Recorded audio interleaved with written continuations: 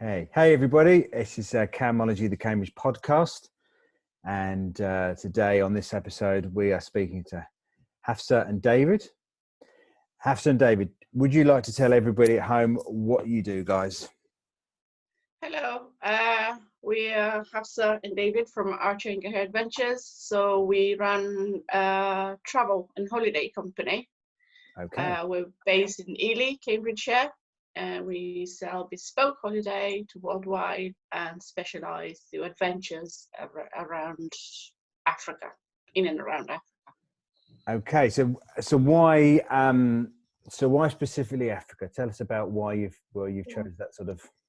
Well, I mean, we love Africa is the short thing, and I mean, actually, when we started up the company, it was very much a love of travel rather than a love of companies. So we love Africa. We've been there a lot. And it's a destination we know really well as well. So you start there and then expand your destination. We're very much of the opinion that you do something well, and actually you become an expert in that and do it well, rather than try and do everything. Yeah. Kind of mediocre. Yeah. It's lovely. Yeah, I mean, I couldn't agree more. So whereabouts in Africa? So before you set up the company, tell us about where you've been, what you've seen. I mean, I saw a video of it yesterday, and that was quite emotional. Actually, that was really nice. That was really cool. Yeah, it made you want to go there, like now. Yeah. Well, not now, but you know. You can socially isolate in Africa, on safari instead of being in and around Cambridge. I do it. Fens, the safari. I don't know. Yeah, it's a tough one, isn't it? It's a tough one. Don't get me wrong. I love Cambridgeshire. I mean, Ely. We've lived here nearly 2.5 years now. It is absolutely gorgeous part of the world. Really love living here. But I think I'd rather be on safari.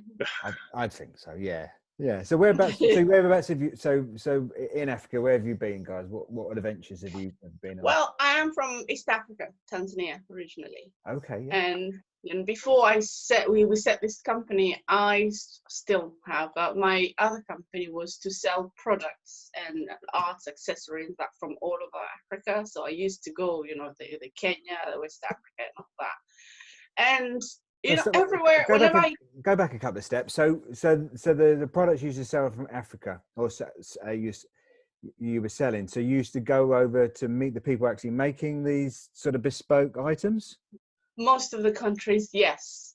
Nice. And then when we started, it was like Tanzania, Kenya, the West Africas, and Morocco as well. They have amazing leather and silver over there. Okay. So. And after that, when people find you online, so the bigger you get, not bigger, the more people know you.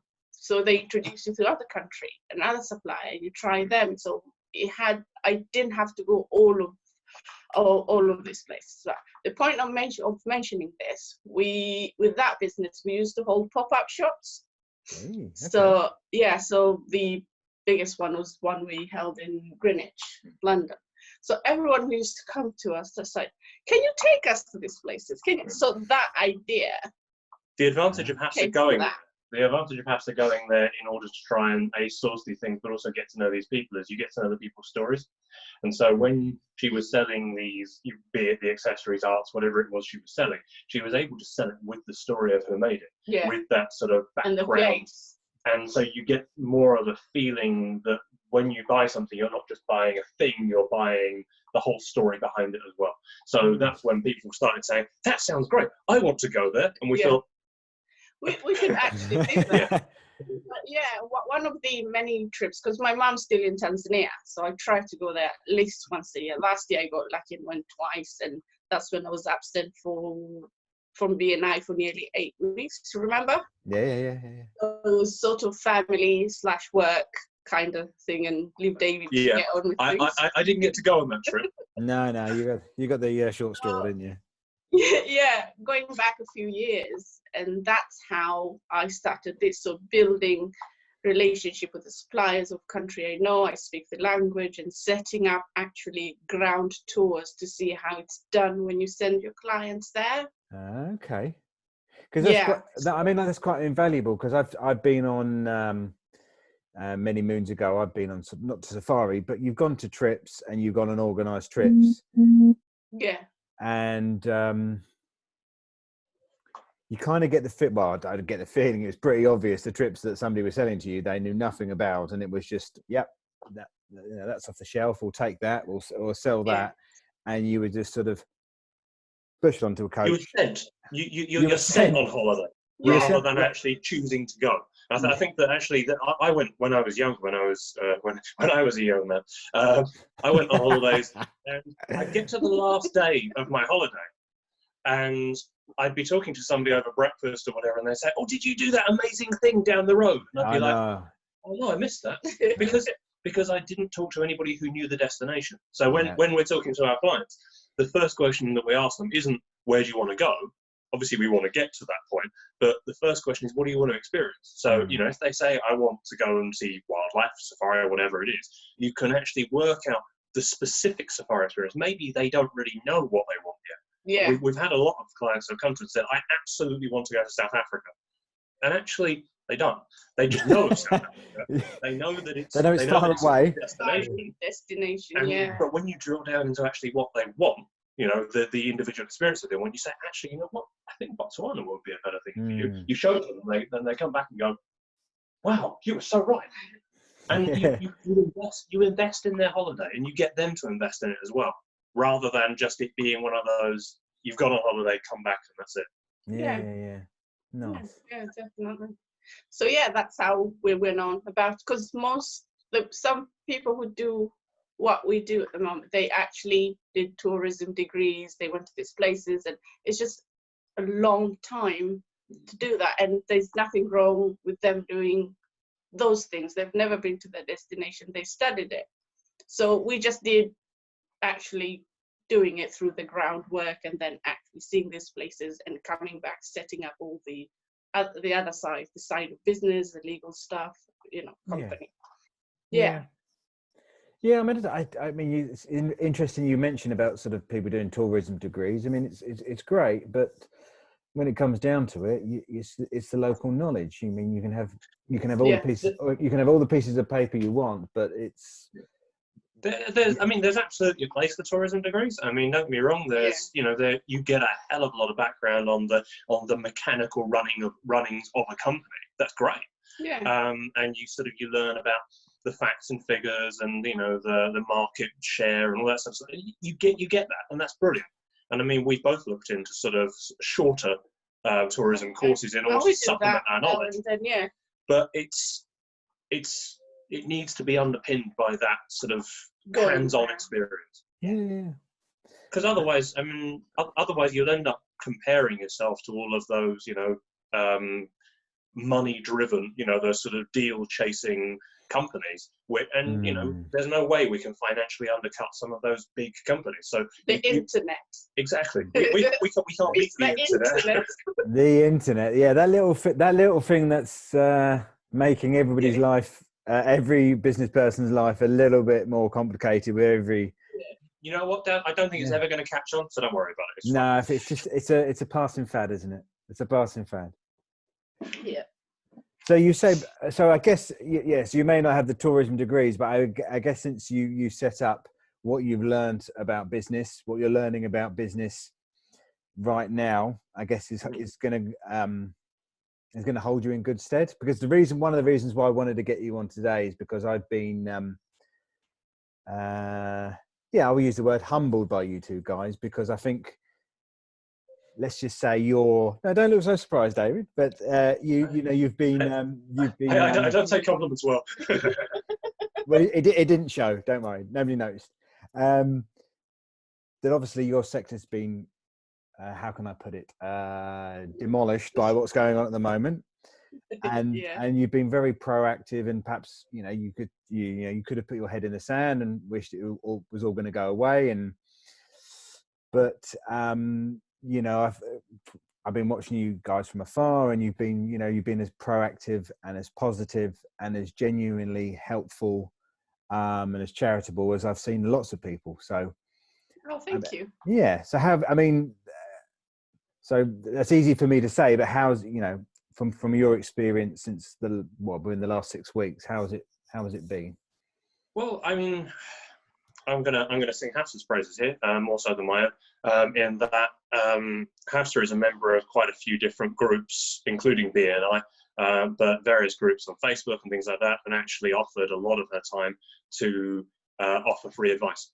And even to those people who weren't our clients, we managed to get our clients home quite quickly, which is great. We got lucky. I think one of the advantages of running a company who specialise in longer haul travel is people tend to book that bit further in advance. Mm. Yeah. So we've had a couple of clients in South Africa, but that was the start of February, so they came back sort of mid-Feb, so that worked out really well in terms of timing for us.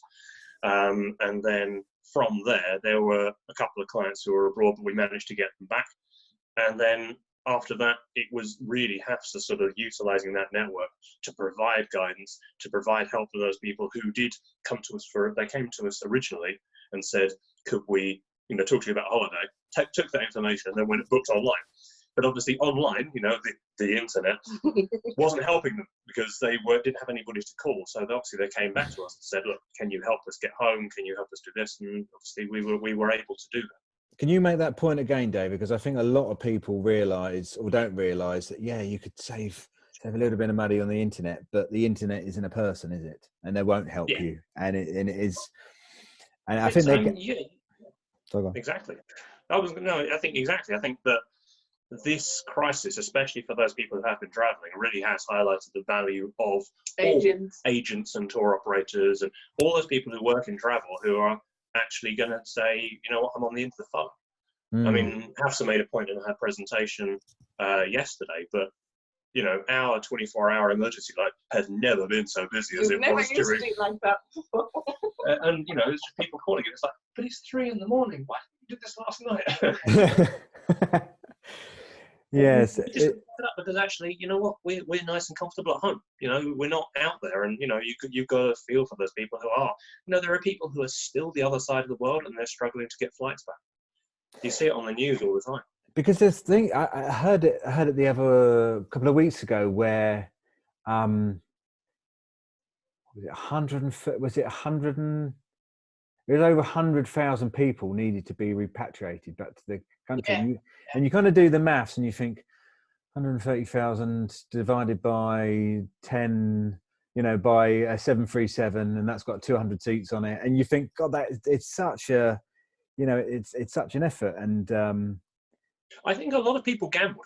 I think a lot of people, because this is not a secret. This has not sort of crept up on us, has it? I mean, we've known about this for some time, and I think a lot of people really thought, I think it's going to pass. Yeah, and they gambled, and some actually were living there, and some had family issues that they had to go through. So that was unavoidable.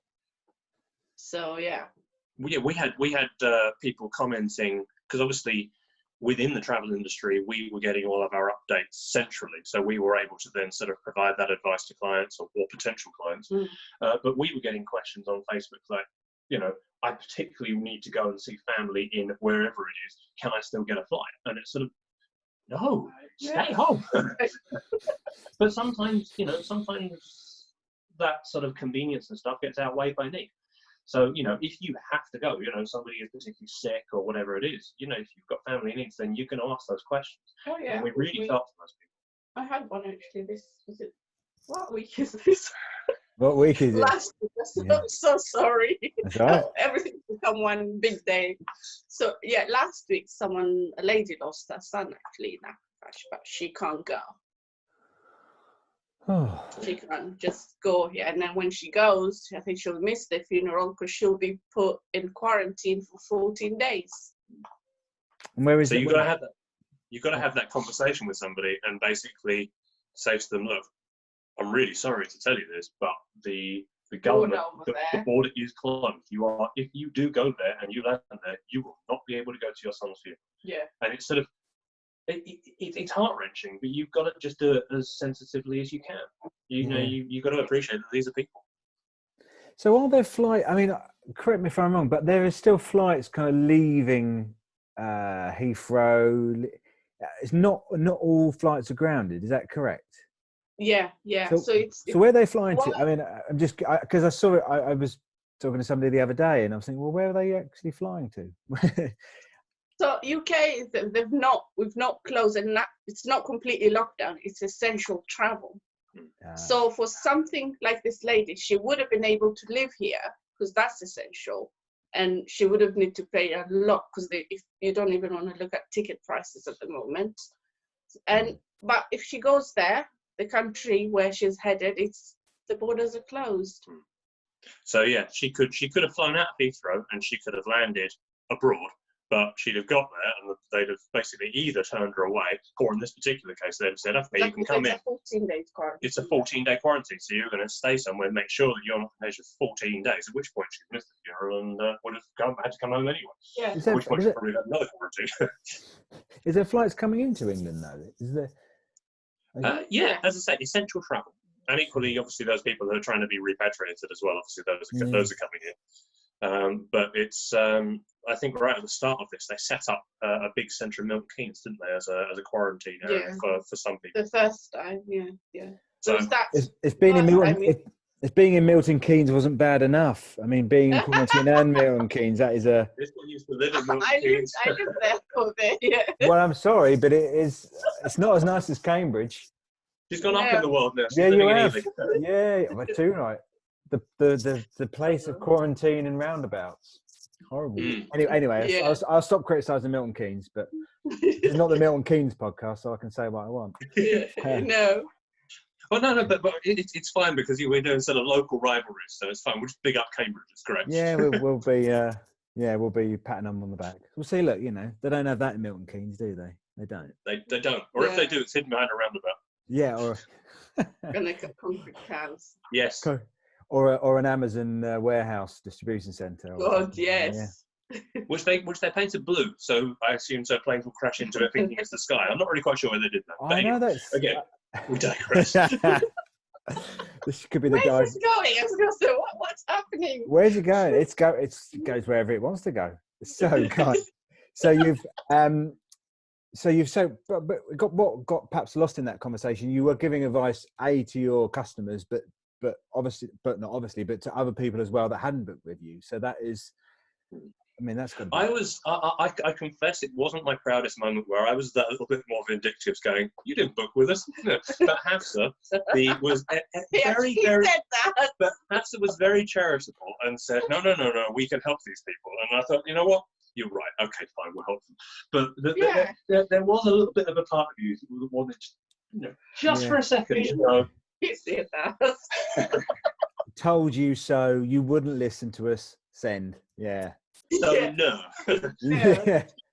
I just thought if that was me, I don't know what I would have done. And also, thinking far ahead or marketing point of view, hopefully they'll remember me next time. They bloody well should. So in terms of, but we there you are, that's an endorsement there. Yeah, put that on your website. You bloody well should. They bloody well should. Yes. So you're doing keeping with the rest of the website, I think. Yeah, put that as on the Google heading. So obviously nobody can holiday at the moment. Yeah. And when lockdown's going to be over, we don't really know, do we? So ask me one on sport. Say again? I said, ask me one on sport. I don't know. Yeah. So the safest, the best way for us to book anything or to have any inquiry right now is anything around September onwards. I think even after September, we actually have a group going to South Africa, a group of ladies, about 10, 11 plus the group leader to South Africa in September. So hopefully that still goes on, because it's not just about the lockdown and the virus at the moment. Because of what's happening, a lot of people lost their jobs and they will need that money. So holiday or trip, it's not going to be their priority, and we have to think about that. So this week, our partners, a lot of our suppliers, airlines, they're trying their best actually to change their terms and conditions and make that flexible. Actually, a good example is Emirates. they've changed theirs, so you can book. Is it 24 months? So it's flexible. You can book anywhere for 2 years. So I think that's pretty good. So I don't know how many people can do that or can afford that as well.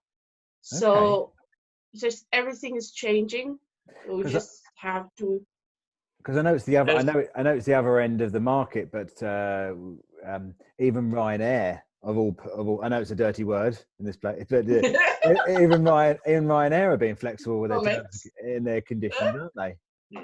Yeah, everyone is. So I mean, there's everybody is looking at terms and conditions. There's a set of regulations called the package travel regulations, which they govern a lot of travel. So I won't bore you with the details. But basically, a lot of people through the package travel regulations, under normal circumstances, if something like this happens, they can all claim refunds. And so you have a lot of people going onto the news and saying, oh, everybody should be claiming refunds. So what the travel industry is trying to say is, A, we need to change our terms and conditions in order to try and, not all go bust. Yeah. But equally try to persuade clients to actually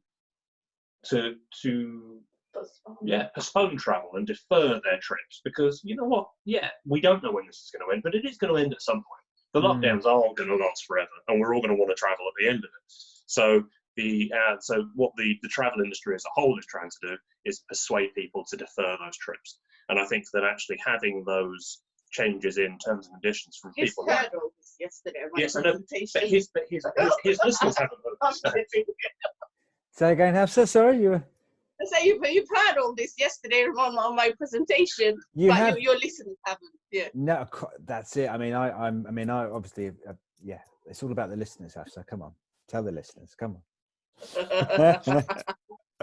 So yeah, that's the plan. So I mean, various companies, as Hafsa said, like Emirates, are trying to facilitate that. Say, okay, don't get a refund. We'll give you something flexible, and then we can all work together. Yeah. So the plan is joint working as much as possible. So hopefully 2 years, everything is sorted with the virus, the lockdown, and financially, hopefully you're a little bit better if you've been affected. Yeah. So we're hoping it's done in a lot less than 2 years. Yeah. Oh my gosh. Yeah.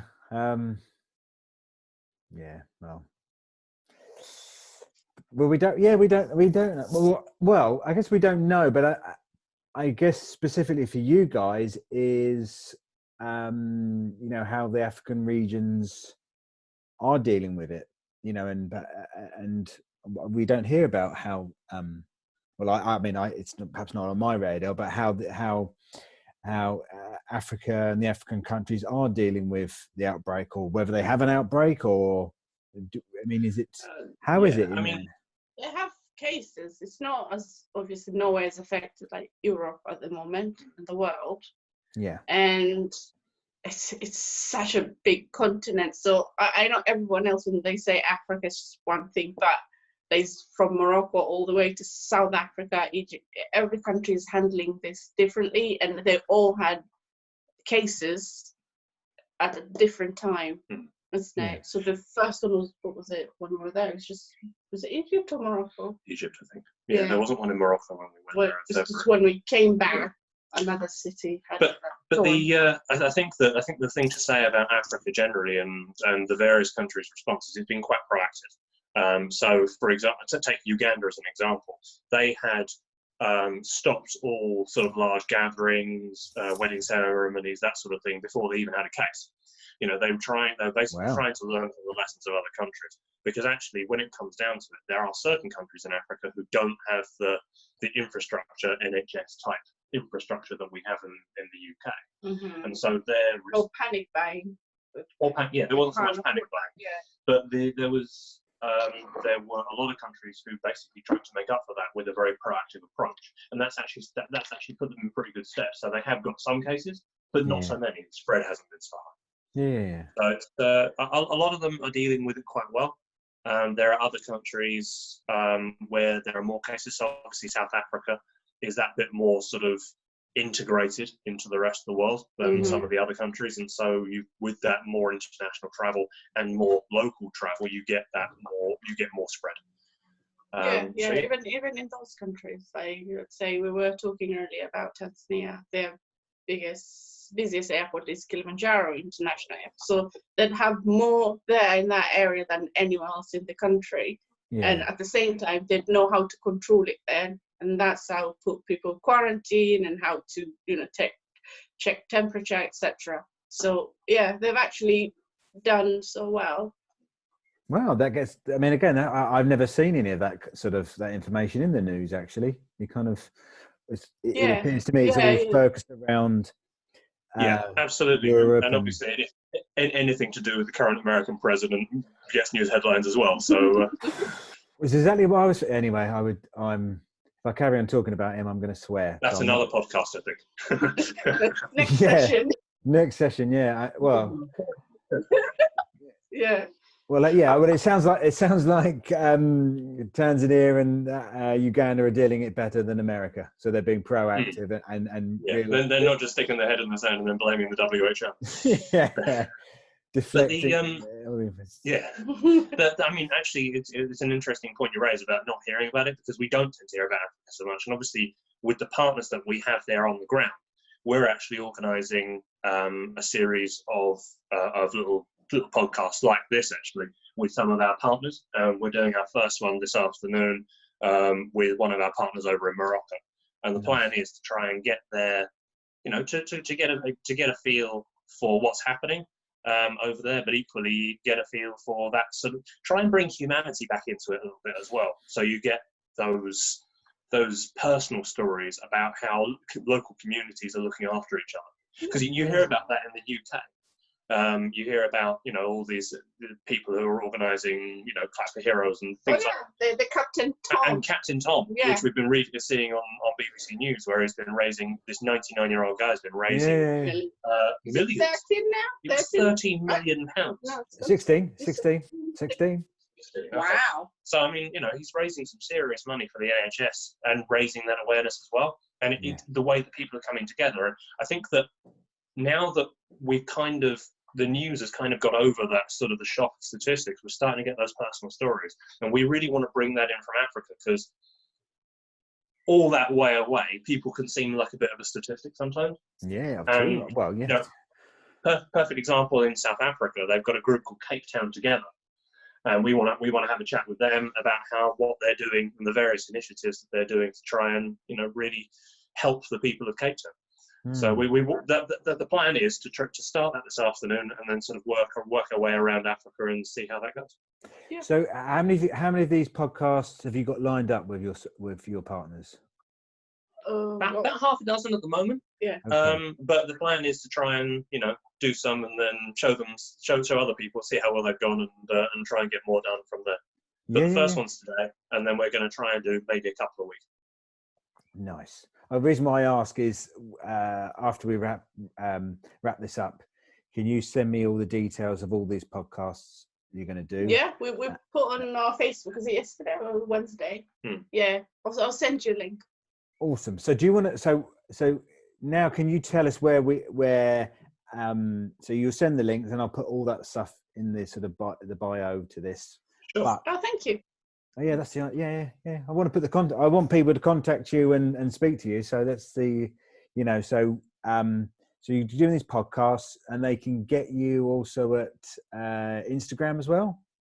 Yeah, absolutely. So our Instagram at Hafsa Gaher Adventures, but the same with Facebook. Yeah, we try to keep it everything very uniform, so that they can't lose us. Well, I mean, speaking personally, I've looked on your Instagram quite a bit recently, and I get. Well, I love to see it, but it's like, it's so. How can I put this? It's so kind of. The pictures you put up are so emotive. I'm like, oh God, I'm sat in my. Like I say, we said earlier, I'm sat in my garden, but I really would like to be with my camera lens, taking that picture of that wildebeest at 4 o'clock in the morning at sunrise. It's like it's a bit of a wind up. I mean, obviously on social media, any sales company, any company are dealing in travel or any sort of sales thing are often going to be putting deals and things like that up on their social media. And obviously at the moment, that would be completely irresponsible to do it. So, we wouldn't be selling anything now anyway. So our plan is to just try and put those inspirational pictures up, partly for people to go, That's nice. But also partly for it not to seem so far away, and hopefully, Yeah. you know, when all this is over, it You can have be. something to look forward to. By the way, where you're sat right now, Dan, the two little spires of that thing behind you look like devil horns. I know. Oh, my true nature's coming out. You've spotted it. There you go. Wait a second. It's the nature of the travel envy. Yeah, it's traveling. Yeah. So Facebook, your and Instagram lives as well. That was really good the other week. Yeah, no, we were trying. Oh yeah. We were a guest with one of our agents. So as you know, we sell to consumer and agents as well. So they're one of ours actually. And the lady I was talking to, Sarah, she's been with me with this helping clients out there. She's very active. She's very good at what she does. But again, it's quite nice speaking to you today. Again on the Instagram live the other week. You know, it's a great way to actually get to know you guys and to get to know what you're about, your integrity, you know, how you're actually dealing with all of this. You know, it's been nice today actually. So thank you very much, guys. Thank you. No, yeah, thank you so much for having us. Likewise, yeah, thank you for having us. And we're more than happy to come back and talk about if any of your listeners have any sort of questions or whatever. More than happy to come back and do another session, or happy to send through any answers to any questions they might have. More than happy to engage anytime. And obviously, when all this comes along again, we're more than happy to come along and sell you all of this. Happy days. Well, I'm sure we are. Like I said, I think we are. Well, we're definitely going to need it. I mean, some people I don't think will be able to afford it, but it's. Yeah. I don't know, like just being cooped up like we are, it's just going to be when the shackles are off. I think we'll just be like, we've got to go somewhere. We've got to explore. We've got to see, you know, we've got to see new places, you know, other than the inside of our house or the inside of our. I'm hoping that travel changes after this, on the basis that actually, I think a lot of people, they're used to traveling and they're used to doing, as you say, they're used to being sent on holiday rather than going on holiday. And I think that I'm hoping, at least, that actually people try to sort of start to value that travel experience a bit more. You know, they do have these, you know, once in a lifetime type holidays, which actually, you know, given how connected the world is now, it isn't really once in a lifetime anymore. So I'm hoping that actually people start to do that, and they start to think, okay, what do I want from a holiday, rather than where can I go? Because so that's the sort of the message coming out of it, I hope. No, but you know, I mean, so many industries are never going to be the same again, you know, and if you look at and what I've seen from the travel industry or seen from the airline industry, you still there, guys? Yeah, we're still here. We're just listening. You were perfectly, both of you perfectly still. I thought the internet had gone. We're paying attention. Enraptured in what you were saying. All right. You're going to be disappointed then. So yeah, but I've noticed with the airline industry that there hasn't been the bailout, has there? So there's been sort of toing and froing of press releases between the government and airlines talking about, well, we're going to need it, and you know, you've already had a bit of the bailout money in the other stimulus package. So you look at the airline industry; it's never going to be the same. Well, I could say again, or for a long time. And so that marketplace, and perhaps, and the longer the virus carries on and the lockdown carries on, it's just going to get worse and worse. Well, mostly for them, but for everybody, for all of us. So, well, I mean, travel. You know, I mean, Hafsa made this point in a presentation yesterday, but the statistic is quite surprising that 10% of the world works in tourism and travel, and you just think, you know, this isn't just affecting a couple of companies. This really, because you know, this really affects everyone. So yeah, as you say, the industry was demolished by this event, but it's proven to be a lot more resilient than I think some people thought it was going to be. Yeah, so there's hope. So do you think is that certain sectors, or I mean, because I think that perhaps the budget airlines, which work on volume and, I guess, correct me if I'm wrong, small margins, they're going to be kind of decimated, and perhaps it will it will leave, you know, the Emirates, you know, the potentially, yeah. I mean, the bigger airlines. Company, really. But I think it was interesting. I mean, on that point, it was interesting that obviously at the start of this year we had the collapse of Flybe, and the second collapse of Flybe, wasn't it? Because it was indeed. It was definitely teetering on the brink. Yeah. But yeah, the second collapse of Flybe, but actually the fallout from that, well, a lot of it wasn't so much about the company or the workers themselves, but actually about all those internal destinations. So I was listening on the radio to it, and they were saying about Newquay down in Cornwall. You know, they are almost cut off without the A303 anymore because no flights go out of Newquay anymore.